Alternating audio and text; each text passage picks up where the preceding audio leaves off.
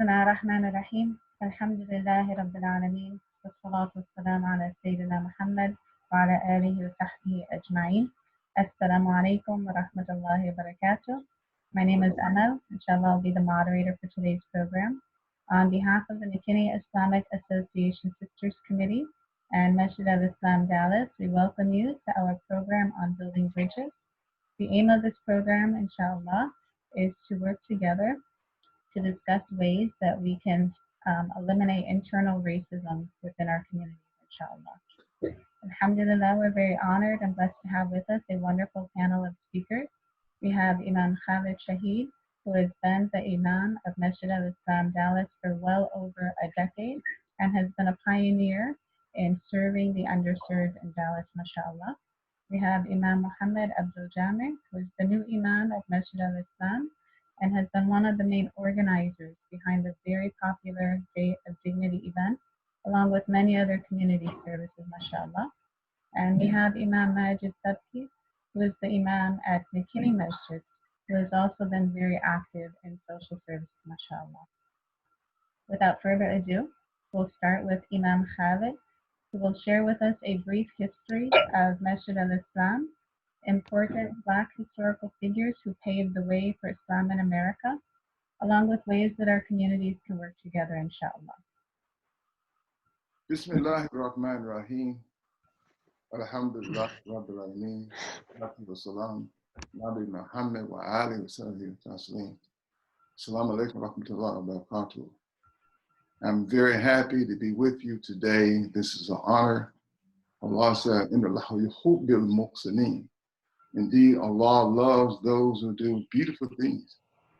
And this is a beautiful effort. Anytime you bring together Muslims from diverse backgrounds, diverse ethnicities, that is the definition of a beautiful thing. So alhamdulillah, may Allah continue to bless you. I commend you for this wonderful effort. Alhamdulillah. I want to talk briefly about some things that have taken place here in America. We're going to start with the early Muslims in America, just very quickly, early Muslims in America. 20% of Muslims, 20% of the people African brought to America was enslaved in America came from Muslim backgrounds. They were Muslim, 20% of them. They came from some very wonderful empires in West Africa, not many people know about. The Ghana Empire, the Mali Empire, the Songhai Empire. These empires were very significant empires. They're significant in terms of their learning, significant in terms of their wealth, significant in terms of their development. So we have the names of some of the people that was brought over here, alhamdulillah. Just want to mention a few of them. Like Omar ibn Sa'id. Omar ibn Sa'id is the only slave in America that I know of that wrote his autobiography. His autobiography is in the Smithsonian Institute today.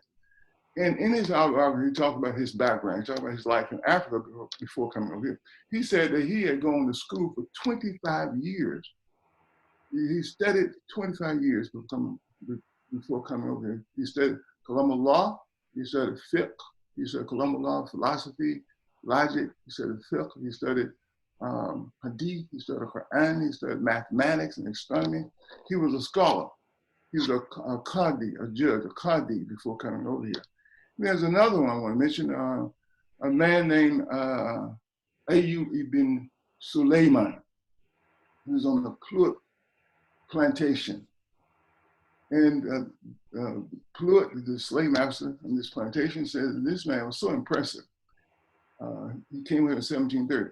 Pluit says between 1730 and 1733, he wrote the Quran by heart, by memory, 3 different times.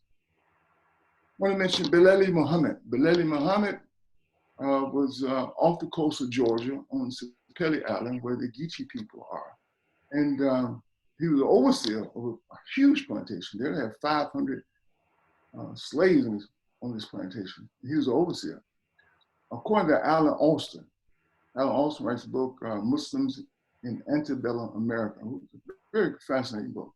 He said that the first Jummah was established in the early 1800s by this man, Belali Muhammad, who was a scholar as well. He wrote a fiqh book that still exists today in Georgia State University, a fiqh book.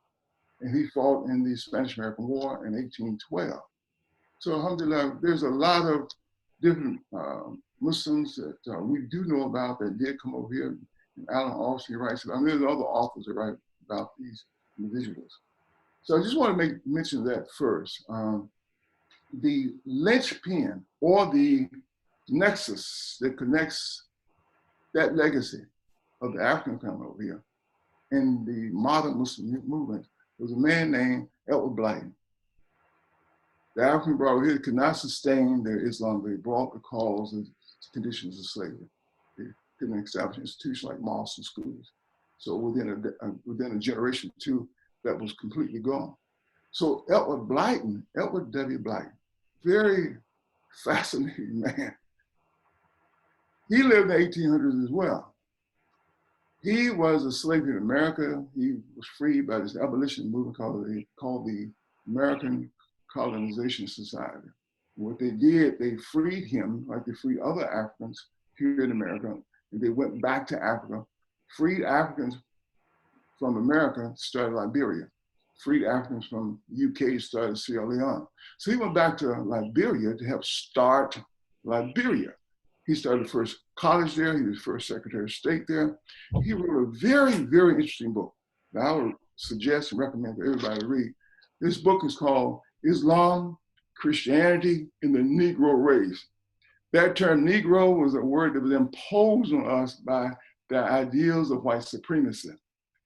In this book, he says that he had become a Presbyterian minister in America. He says that he was going to Africa to help Christianize the heathens. He thought everybody in Africa was a heathen. So he was going to Africa to help Christianize the heathen. Lo and behold, to his surprise, he runs into this entirely different religion that he had not heard anything about, Islam.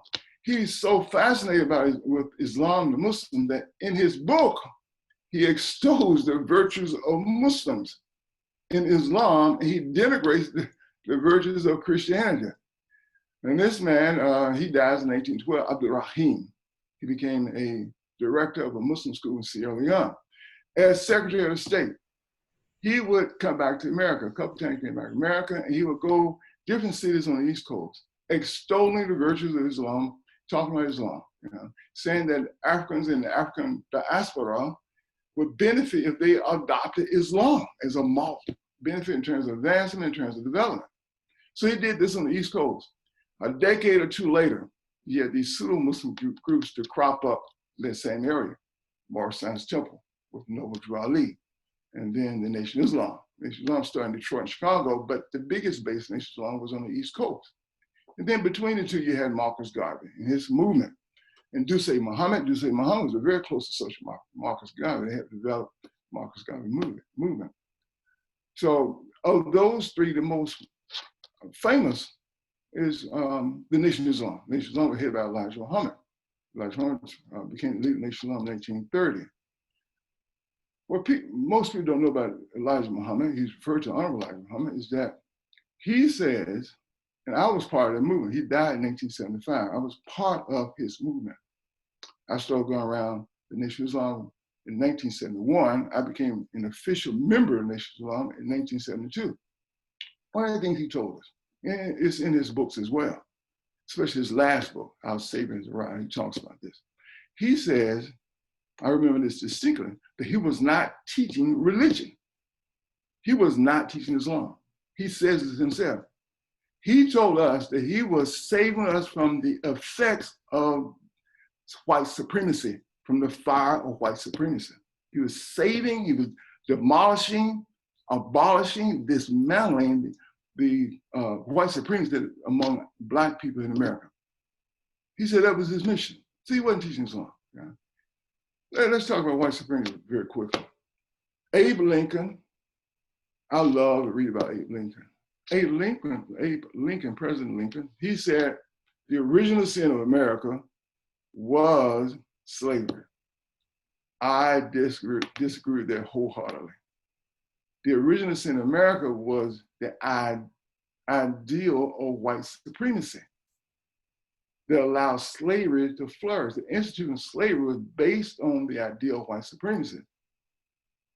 It's in the founding documents of America. The founding documents of America, the Declaration of Independence. It said all men are created equal, but it said at the same time that blacks here were 3/5 human.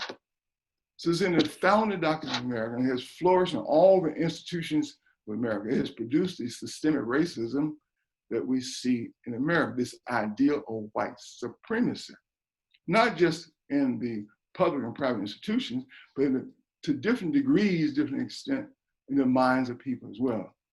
This lady in Central Park, New York, that was calling, using her phone to call police on this African American in Central Park. She wasn't part of the institution. This lady was liberal. She has supported liberal causes. But embedded in her consciousness, maybe it's subconscious, I don't know, there was this idea of white supremacy embedded in her consciousness. You know? So it's embedded in the consciousness of most people in America to different degrees, different extent. So it's in her consciousness, not to the same extent that it's in someone who's a member of KKK or Dylan Roof, who shot those 9 African Americans in Mother Emanuel Church in Carolina. But it flourishes in America still today.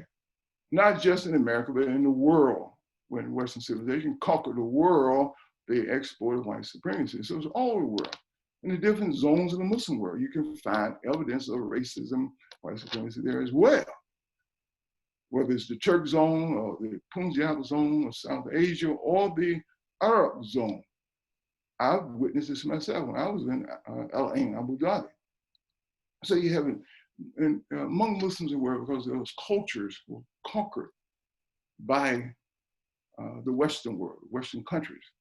And as a result, Muslims have brought some of those cultures over here, and I've seen them and witnessed some things over here as well.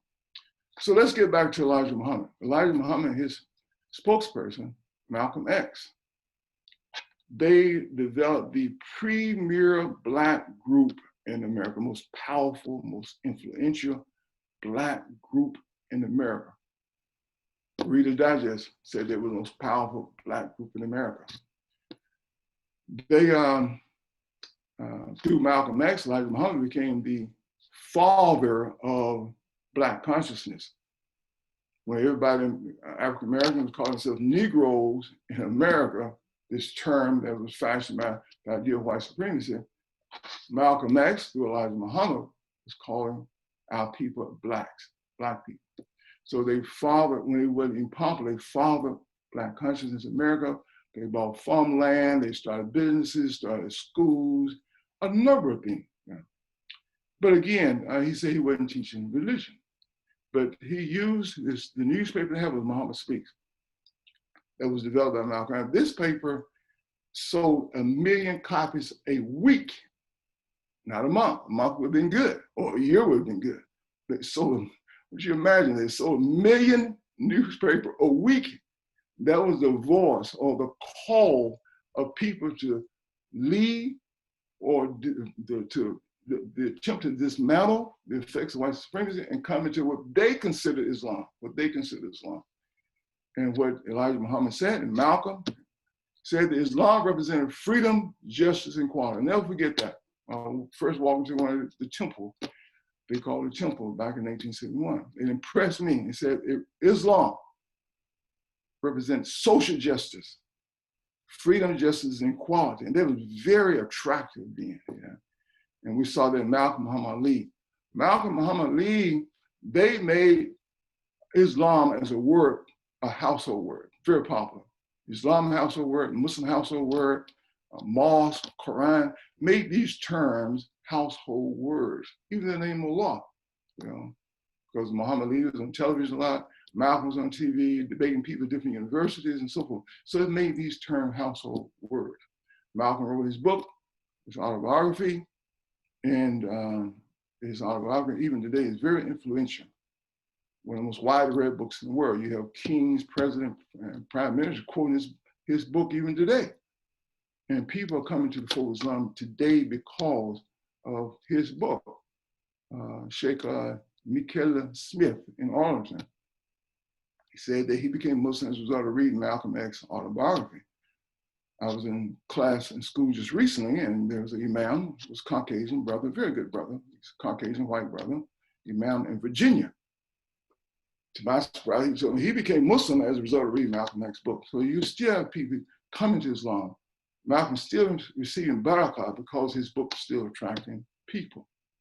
So and he's, again, Elijah Muhammad said he was not teaching Islam, religion. He said, what he did say, he said the one to come after him would teach the faith, teach the deen, teach Islam. Who came out, who succeeded him, came after him was his son, Imam Wafdi Muhammad. Now, before Elijah Muhammad died, he had excommunicated his son 6 times because his son did not accept his teachings. So he excommunicated his son 6 times. But his son did take over the organization in 1975. Within 6 months, he totally transformed the organization. His son led 2 million people into the fold of true Islam. His son was a true Muslim prior to him taking over. And when he took over, he led 2 million people to the fold of true Islam. I remember one Sunday afternoon, in one setting, he gave Shahada to 50,000 Muslims. 50,000 people became Muslim. He gave Shahada to 50,000 people. Just imagine this. This is historic in the Western world and probably in the world in general. He gave Shahada to 50,000 people. And what he did, transformed Islam, he integrated Muslims into the American society. The first Muslim city council people came from his community. The first Muslim state representative and state houses came from his community. First Muslim congressional people to serve in Congress, whether it was Andrew Carlson or Keith Ellison, came from his community. First Muslim judges came from his community. First Muslim policemen came from his community. Firefighters came from his community. He integrated Muslims in the broader American society. He pioneered when it was not popular. He was criticized for this. Muslims called him a hypocrite. Back in the 70s, he pioneered interfaith in the 70s, and that was not popular then. I was around, I remember that. He was criticized by Muslims for doing so. He started a nationwide school system called Claire Muhammad Schools. That wasn't done. He established 500 mosques in America. And these mosques became the Ansar places, homes for Muslims who started migrating, our brothers and sisters who started migrating. The Great Migration took place from Muslim countries in the late 1960s, early 70s, migrating to America. They found a home in these mosques, these innocent mosques that were established by Imam Wafdi Muhammad. So we became the Ansars, the Muhajirs. We became the Ansars, the Muslims coming over here. Yeah. He did a lot of wonderful things. He taught us that you could be a good citizen in America and be Muslim at the same time. They were not mutually exclusive. He was criticized for that as well. He was a pace setter here in America. Yeah. So Imam Wafdi Muhammad took over after Elijah Muhammad passed, and he led us to true Orthodox, true Islam, following the Quran and Sunnah Prophet Muhammad sallallahu alaihi wasallam. Now, our Masjid in Dallas, our community has been around since the late 1950s. Various locations. Our community has a close connection with Malcolm X. The chief assistant of Malcolm X, when Malcolm was in New York, his captain of the Nation of Islam under him was a man named Yusuf Shaw. Yusuf Shaw became one of our early imams at our mosque here in Dallas. Isaiah Kareem, another close associate of Malcolm X, friend of Malcolm X, he and Malcolm opened up several mosques, masjids, that still exist today on the East Coast. Isaiah Kareem became an early imam at our masjid, mashallah. First Black policeman in Dallas, Liji Bilal, was an early imam at our masjid. Back in 1978, between 78 and 82, our masjid pioneered interfaith here in Dallas. A lot of people don't know this. Our masjid, members of our masjid, visited 500 churches in a 4-year span between 1978 in 82, pioneered this in Dallas. We were the Ansars for Muslims who came from different parts of the world, came to the Dallas area. The brothers who built the Masjid in Richardson, INT, like Muhammad Suleiman, a good friend of mine, he would tell you this.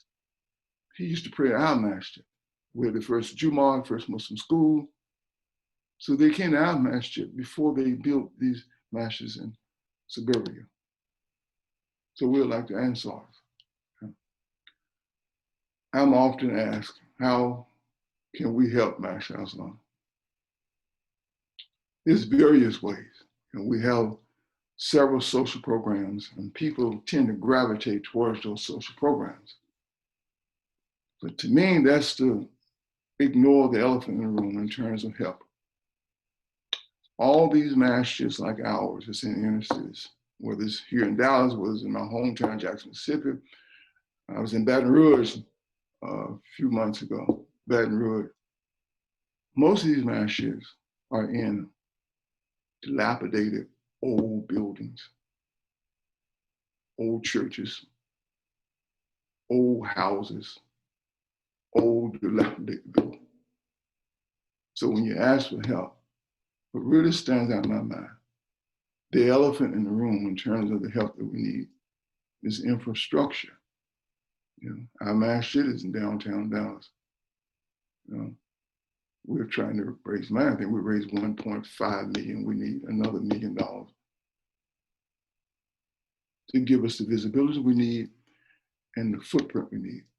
There's a lot of mega churches in Dallas. And there's some kind of competition between us and the churches in Dallas, although we work with many of them. But we need greater visibility, bigger footprint. And I think that would be beneficial to all the Muslims. It would reflect on all the Muslims in this area, and it would demonstrate something that's sorely needed in America. It would demonstrate that as Muslims, we know how to come together, regardless of our race, regardless of our ethnicity. We can work together. That's what's needed in America. And alhamdulillah, I think we can demonstrate that for Americans. Jazakallah khair. Assalamu alaikum. Thank you, Imam Khalid, for your valuable insight, mashallah, and for elaborating on the rich history of Black Muslims who helped pave the way for Islam in America, along with sharing ways that we can all make a difference, inshallah. Jazakallah khair. Inshallah, we'll now turn it over to Imam Muhammad, who will share with us ways that all of us can contribute to the present and future goals of Masjid al-Islam, inshallah. Assalamu alaikum warahmatullahi wabarakatuh. Thank you, sister, for putting this together. Thank you for hosting and having us here. I appreciate it. Bismillahir Rahmanir Rahim. Alhamdulillahi Rabbil Alameen. Ashhadu an la ilaha illallah wa ashhadu anna Muhammadan abduhu wa rasuluh. I wanted to talk a little bit, like you said, about what's going on at Masjid al-Islam now and what are our future goals, but also just a little bit about why is it so important that our communities actually collaborate. I think that it's critical that our communities really emphasize being united, not necessarily uniform. We'll have our distinct characteristics and cultures and things of this, which is fine, which is natural. But we have to emphasize the importance of us helping each other, working together, and collaborating. This is, in fact, a duty of ours as Muslims, as I understand it. Allah in Surah Al-Ma'idah, He tells us, وَتَعَاوَنْ عَلَى الْبِرِّ وَالتَّقْوَى, is that we should be working with each other with anything that has to do with righteousness and piety. This is our command. And as Imam Khalid was indicating, African Americans, the Black Muslims have been pushing for the establishment of Islam for decades now. And so as Muslims, that is our most righteous duty and call, is to establish and to call people to Islam, to represent Islam well. And now this is a common fight amongst all Muslims. How are we establishing Islam? That's the first thing. He mentioned, we're working right now to build a new masjid.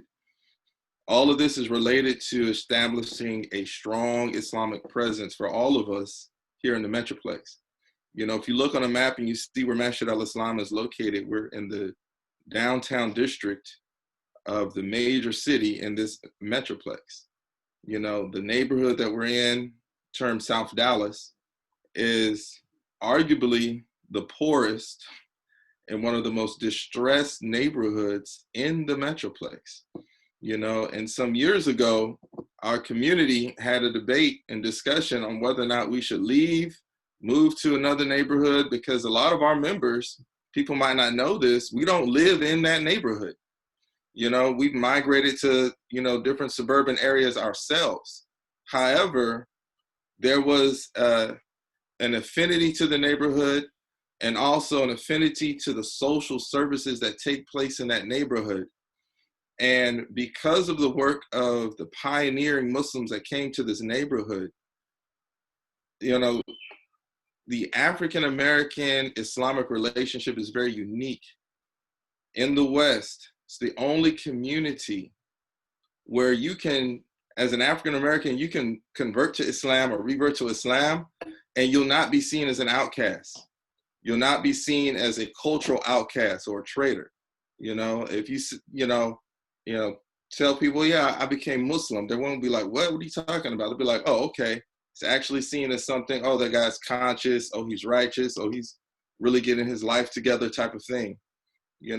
Islam, because of the work, not only of the Nation of Islam, but a lot of the brothers and sisters that came out of the Nation of Islam, has gotten acceptability amongst Black Americans, particularly in low-income neighborhoods. When they hear the word Muslim, they think of someone who's pious, who's righteous, who's morally upstanding, who's fighting for justice.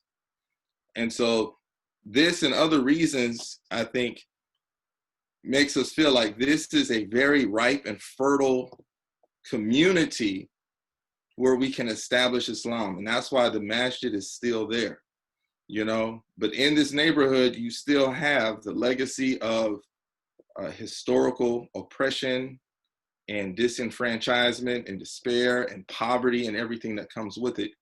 And so one of the staples of Masjid al-Islam has been fighting for social justice and alleviating poverty and the symptoms that come along with poverty. So as you mentioned, I don't want to say how many years, for the last few years though, I have been coordinating our annual charity event called Day of Dignity. Originally it was Islamic Charity Day, where we would take it upon ourselves to let people know that Muslims are here and Muslims care, and we understand that there are people who are struggling just to survive, just to make ends meet.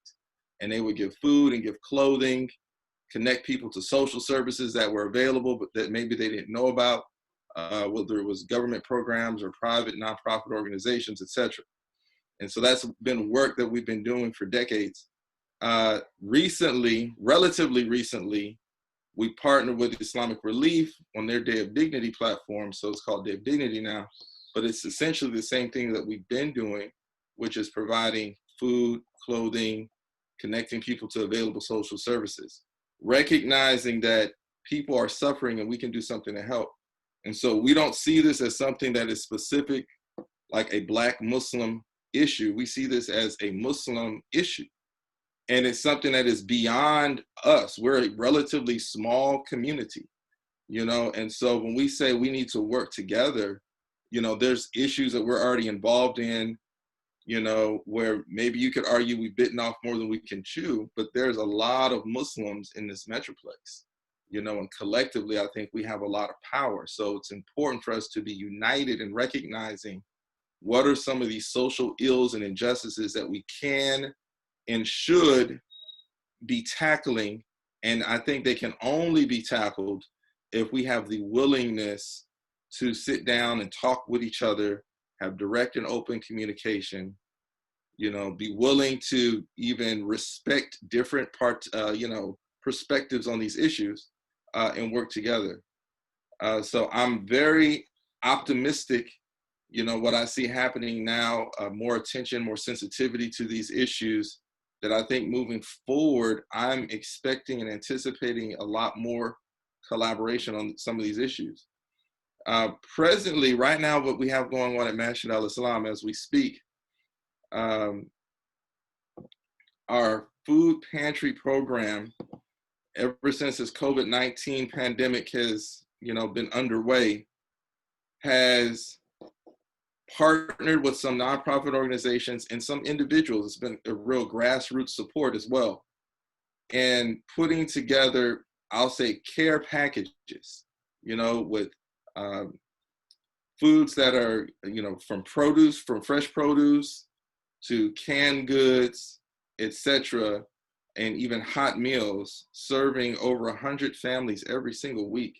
You know, people who were laid off, people who were furloughed, people who were just saying, hey, I'm struggling, I need some help. Food packages are being delivered to homes of elderly people. Other people are coming by the Beacon of Light, our community center, and picking that stuff up. This is just us responding to the pandemic. Before the pandemic, what was going on is every weekend we were primarily feeding homeless and very low income people to the tune of 400 people a weekend. 400 people a weekend. And this was actually an example of a beautiful collaboration between us and other suburban masajids and other groups, because we provide some volunteers and kind of drive it and house it in the Beacon. But every weekend, different groups would come in and they would sponsor the event. They would also bring in volunteers and bring in the food. So there has been some collaboration. We just want to see it grow beyond food giving and clothes giving. Because as Imam Khalid alluded to, what we're up against is bigger than just people are hungry and don't have clothes. Like, these are symptoms of something greater. You know, there's widespread poverty here in a country that's the wealthiest country in the world, you know, and it's concentrated in Black and brown neighborhoods. And that's largely by design. Historically, it's largely by design. And so trying to unpack that and to undo that and to unremedy that is going to take a large scale effort over a long period of time, because it's not a new problem. It didn't just develop, you know. And so we think that in order for that to happen, Muslims can and should be in the lead and have to be willing to work together, you know. These should be central issues to all Muslims, not just for Black Muslims.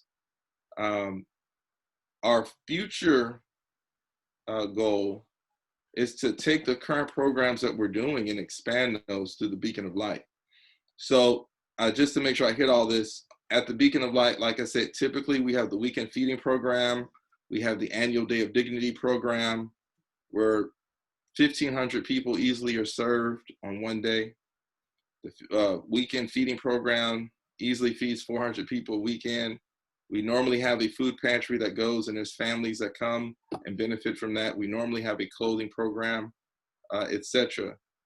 What the Beacon is designed to do and to grow into is a more holistic community center, where we want to address the economic damage that has been done by generations of white supremacy, looking at what can we do in terms of job training, what can we do in terms of mentoring people and educating people outside of just their public school education, which is grossly insufficient to prepare them to really be successful.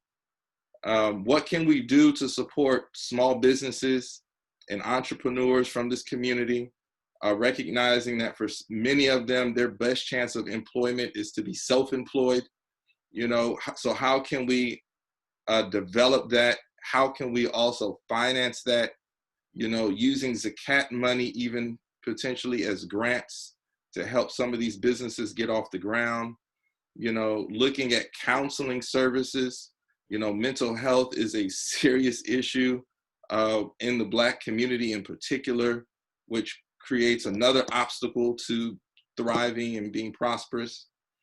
And another issue that we have to face is having support groups for ex-offenders. Oftentimes in our community, it's not uncommon for someone who has served some time, they come out, you know, and unfortunately in our society, we make it very hard for people who are looking for a second chance. It's like you have a scarlet letter on you. You did some crime, you know, whether it was a violent crime or not, you come out, you're a convicted felon, and you have to put this on your application. People are less willing to hire you, you know, and so it makes it harder for you to get back into a normal lifestyle, which then increases the likelihood that you are going to get right back into those same negative behaviors that got you incarcerated. So, you know, amongst inmates, you know, the term they use for it is recidivism, you know, the rate of return back into the system by committing another crime. You know, so it's important for us that when someone comes out, oftentimes they embrace Islam while they're in prison, and they come out and there's no support system in place for them. And so for us to create a support group so that they have encouragement, so that they have hope, so that they have mentorship to decrease that likelihood that they're getting caught up in bad behaviors again. So these are just some of the things that we have our eyes set on at Masjid al-Islam, how we can utilize the Beacon of Light Community Center. However, it takes a lot of effort. I would say since 2017, we've been thoroughly invested in raising money. We've been to McKinney Masjid during this time, raising money to build a new masjid. And we're really on the brink of doing something that has yet to be done in our community, which is building masjid from the ground up. We've raised over $1.5 million, and we're looking to have about $3 million before, you know, for the total cost of this project. And so any help we can get in that regard will make it easier for us to focus on these other programs. Like I said, we are a small community, you know, but we also have pretty large ambitions. And we're also in a neighborhood where the need is tremendous. So when we talk about collaborating, we're saying, yeah, whoever wants to jump on this ship, please, we have room for you. So thank you, sister, for making time for this program. I think it's an important talk. I'm honored to be a part of it. And so that's where I stand on this. There's a lot of avenues and ways for people to fit in at Masjid al-Islam, and I think it is critical for us to be working together on these issues. Assalamu alaikum wa rahmatullah. Thank you, Imam Muhammad, for explaining the importance of all of us communicating and working together, inshallah, for a common goal, and explaining different ways that we can all contribute and make a difference, inshallah. Jazakumullah khair. And now, last but not least, we have Imam Masjid, who will share with us also the importance of eliminating racism from a Quranic perspective, inshallah. الحمد لله رب العالمين وأتم الصلاة وأفضل التسليم على سيد المرسلين سيدنا محمد بن عبد الله. Dear brothers and sisters, Assalamu alaikum wa rahmatullahi wa barakatuh. And I'm proud to be part of this program. It's very important. Jazakumullah khairan, all of you, especially for Sister Amal, that she had a big input and a big effort invested in this program. And going to say bridging, number one, I want to know, what do I mean by bridging? Is it building bridges or using the bridges? If it's building the bridges, there is no need to build any bridge. The bridges are already existing. Allah built it. And the Prophet Muhammad ﷺ used it. So there is no need. If you are not able to communicate with each other, or if we are not able to reach each other, that means we are not using the bridges. The bridge has two ways, entrance and exit. It had been blocked from one of the directions. Either somebody is not coming to me, or I'm not going to somebody. I'm not using it. And why am I building the bridges? What the reason? Why do I have to use it, or why do I have to build it? Did I ask myself this question? I myself as individual person or as individual community can't exist by itself. And we don't want to give so many examples, but all of us, we know the story or the incident of Robinson Crusoe. He went all by himself, he couldn't make it. Allah subhanahu wa ta'ala created these nations. Each one has to do certain duties, and those duties come together to make the life going on. It will be paralyzed by isolating one group from the others. So if it is communicating and communication to reach each other, whom do I have to communicate with, number one? And whom do I have to associate with? And what rules should I follow to associate and communicate with others? And who is setting the rules? Those questions I have to ask myself about it. First of all, I have to communicate with all kinds of people, whether I agree with them or I disagree with them, whether they are in my faith or the other faith. It's not only to communicate with the Muslim brothers only. That's not right. And that's all from the Quran. We're going to go one step at a time. Whom I'm going to communicate with, number one, my communication is with Allah. Allah subhanahu wa ta'ala wants us to communicate with him. Why do I pray 5 times? Say salah. What's salah? Salah is connection, link from sila, connected. Am I connecting myself to Allah? Am I dealing that when I'm praying, that I'm standing in between the hands of Allah subhanahu wa ta'ala? That am I asking him, what do I need? Am I requesting, what do I need from this creator that he created me? If not, I have weaknesses in my iman. I have a doubt about my iman if I'm not doing it that way. In the meantime, when am I praying? Am I asking myself, am I doing the right job to Allah? Am I doing shortcoming? Am I asking myself to be a better Muslim, or I'm satisfied by the way that I am? I myself am not satisfied. All the time I like to improve myself. I like to communicate with Allah in a better way. No matter how much I do is not enough. Number two, to be the communication with the human beings. Number one communication is the prophets. And the master of the prophets is the Prophet Muhammad sallallahu alaihi wasallam. As Allah subhanahu wa ta'ala, your best model to copy is from Prophet Muhammad sallallahu alaihi wasallam. How much am I copying from him? Every time I'm abandoning Sunnah, I'm discommunicating with my Prophet. That's what I'm doing. Now it comes to the public. Allah subhanahu wa ta'ala made the communication stages, a priority. It starts with the parents. Number one, parents. How am I communicating with the parents? If there is strong bridges between me and my parents, or the weak bridges. Allah subhanahu wa ta'ala says, right after believing in the oneness of Allah subhanahu wa ta'ala is well treating the parent. وَقَضَى رَبُّكَ أَلَّا تَعْبُدُوا إِلَّا وَبِالْوَالِدَيْنِ إِحْسَانًا. That's the first communication. Am I doing it right? I have to ask myself. If not, how can I fix it? Again, go back to the question. Who is setting the rules? Nobody can set up the rules better than Allah. أَلَا يَعْلَمُ مَنْ خَلَقَ وَهُوَ اللَّطِيفُ الْخَبِيرُ. Who's the most knowledgeable in the rules more than the creator that he created all this creation?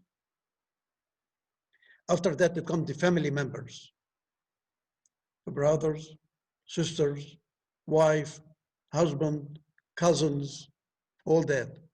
Am I doing it right? I don't know. If there is any occasion, just like Eid, Ramadan, that I neglected some of these relatives by not greeting them, the bridge is over there. Why I'm not crossing the bridge? Either I'm not going there, or They are not coming here. One of the two directions. Then after that, it's come to the public. And Allah subhanahu wa ta'ala made the public stages too. It started by the neighbors. In the Quran, Allah subhanahu wa ta'ala, how he mentioned about the neighbor. The first neighbor is closer to you. Then the one across the street, and so on. The circle will be expanding and expanding. To a point, the Prophet Muhammad sallallahu alaihi wasallam, he said, Jibreel was coming and advising me to well treat my neighbor, to well treat my neighbors, to a point I thought he's going to take part of my wealth. He's going to inherit from my wealth after my death, like a family member, almost. And Allah subhanahu wa ta'ala made him again a priority. First, the needy, the special need. As Allah subhanahu wa ta'ala in one of the verses says, وَيَطْعُمُونَ الطَّعَامَ عَلَى حُبِّهِ مِسْكِينًا وَيَتِيمًا وَأَسِيرًا. The priority made, they are serving the help by feeding, number one, the poor and the needy, the orphan, then the captive, another thing, So Allah made stages, set up the rules, but we have to practice it. Even Allah subhanahu wa ta'ala made the relationship between us and the enemies. Surah Al-Kafirun. قُلْ يَا أَيُّهَا الْكَافِرُونَ لَا أَعْبُدُ مَا تَعْبُدُونَ. Surah Al-Kafirun we recite it all the time. If there is anything in Surah Al-Kafirun says to attack the enemy, no. لَكُمْ دِينَكُمْ وَلِيَ دِينَ. Even Allah subhanahu wa ta'ala in Surah Al-Fath, what he says,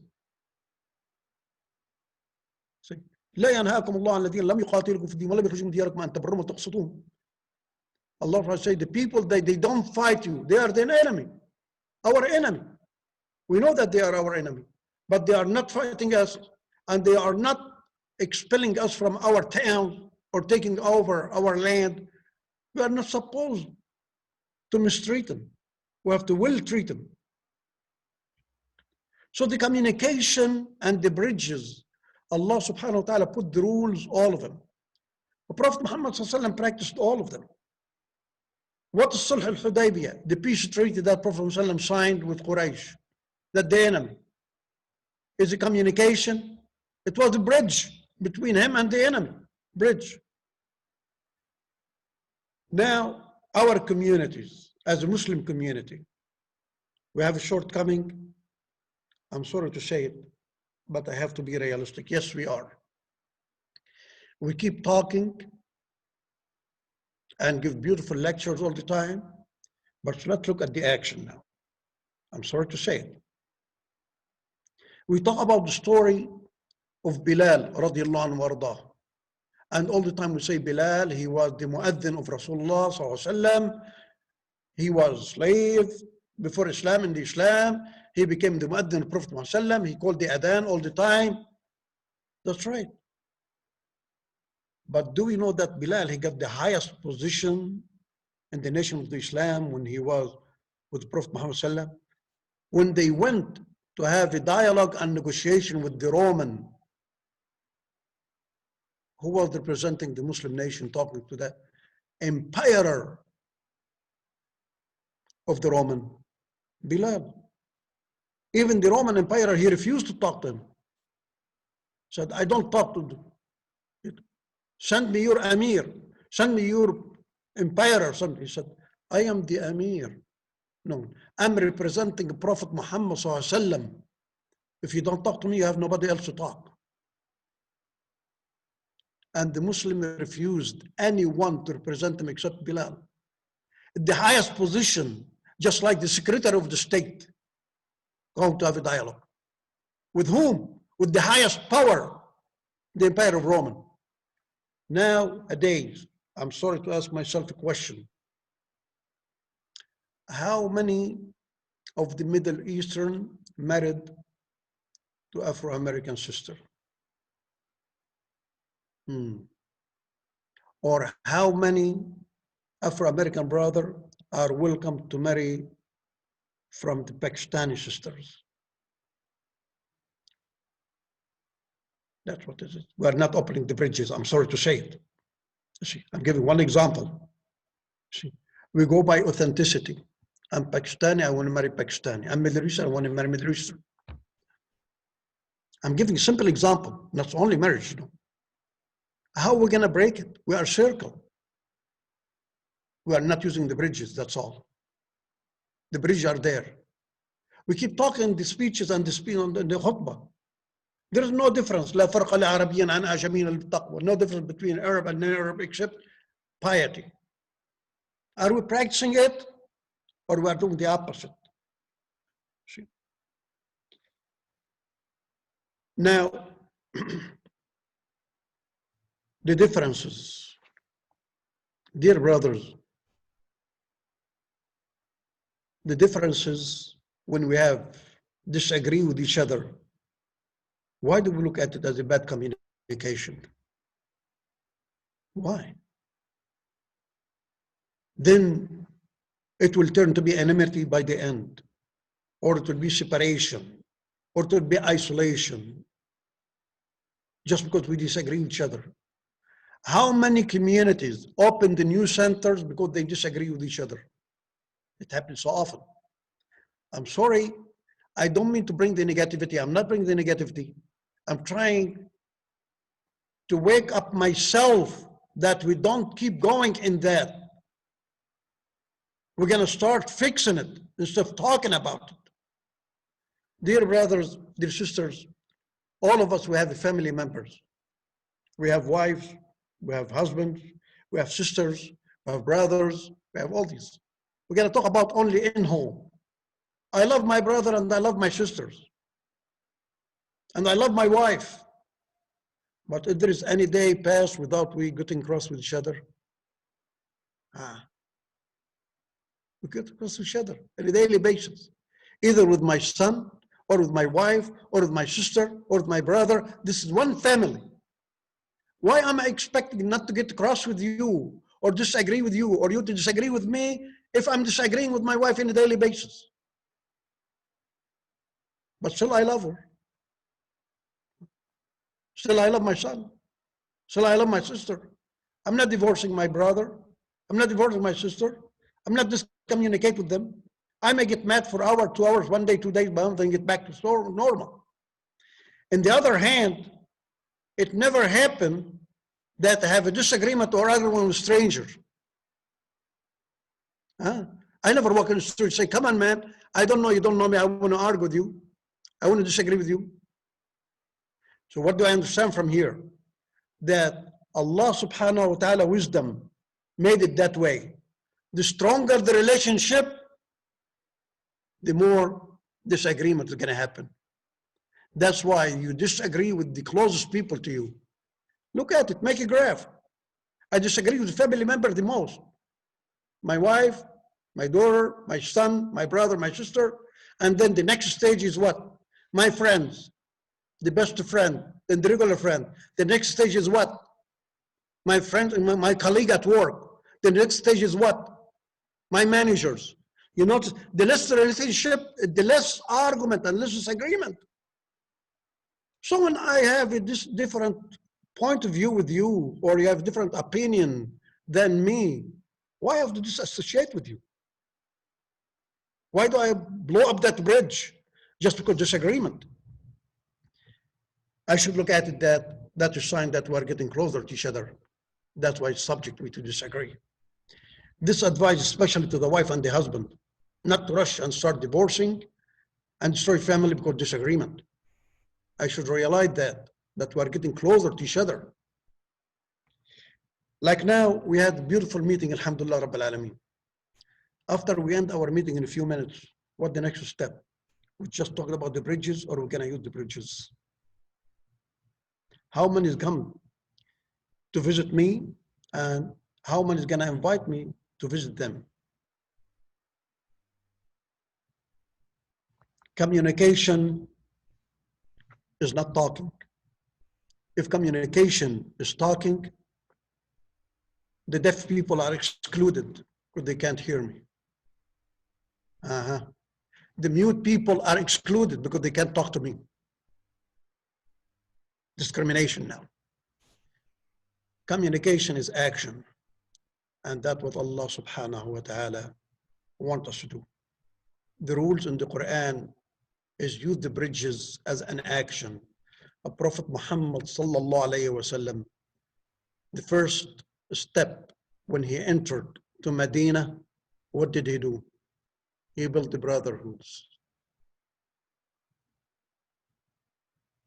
He practiced it. They didn't talk about it. We talk about it. Are we willing to practice it? Brothers, sisters, I'm inviting all of you to our community, and you are very welcome anytime. The door is open. The bridge from our side is completely wide open. The entrance is from your side now. The same thing. I open my chest and my heart and my mind to accept any invitation from your side. I open the entrance from my side and the exit from my side. The entrance I to go from here to you and exit to your side, you open the entrance from your side. And the entrance from your side, the exit from my side is open. أقول قولي هذا وأستغفر الله لكم, and let's use bridges, not to think about building bridges. If we are not able to reach each other, that means we are deviated away from the bridge. Let's shift ourselves to the bridge. That's all. أقول قولي هذا وأستغفر الله لكم. اللهم علمنا ما ينفعنا وانفعنا بما علمتنا واجعل ما علمنا حجة لا حجة لنا. جزاكم الله خيرا. And thank you very much, all of you, especially Sister Emil, for that investment that you did. I call it investment, because inshallah you'll be rewarded in the hereafter, inshallah. Wassalamu alaikum wa rahmatullahi wa barakatuh. Jazakallah khair, Imam Masjid, for your much needed reminders, mashallah, and to all of our speakers for sharing your thoughts and your valuable insights, mashallah. This is a topic that tends to get swept under the rug, and it is something that our communities need to address. We understand that it requires collaboration from all of our community leaders, inshallah. So we're hoping that small programs like these will serve as a stepping stone, inshallah, to better connect our communities, inshallah. Please give my number and my email to the brothers over there, that we start communicating and exchange visits with each other, inshallah. Inshallah, jazakallah khair. So inshallah, with that, we will go ahead and wrap up our program with a dua by Imam Khalid, inshallah.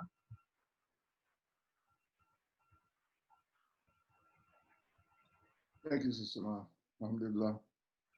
It's been a wonderful program. We want to use the bridges that the Imam mentioned, and we want to be ambassadors for each other. Masjid was at our Masjid last year. We got a chance to talk to him last year. He came to pray with us last year. So, alhamdulillah. So, I'm going to close out with dua. ربنا عليك توكلنا إليك نابنا إليك المصير ربنا آتنا في الدنيا حسنة في الآخرة حسنة وقنا ربنا إننا آمنا فاغفر لنا وأنت خير الراحمين. Ameen. Assalamu alaikum. Jazakallah khair for the beautiful dua, mashallah. May Allah subhanahu wa ta'ala bless all of our speakers for joining us today and for making this program possible. We encourage everyone to reach out and support Masjid al-Islam, especially in raising funds to build their new masjid, inshallah, along with reaching out to become an active part of the solution, inshallah. We do hope that our leaders will continue these kinds of discussions, inshallah, and work together to come up with effective and practical solutions, inshallah. Thank you, everybody, for tuning in. Jazakumullah.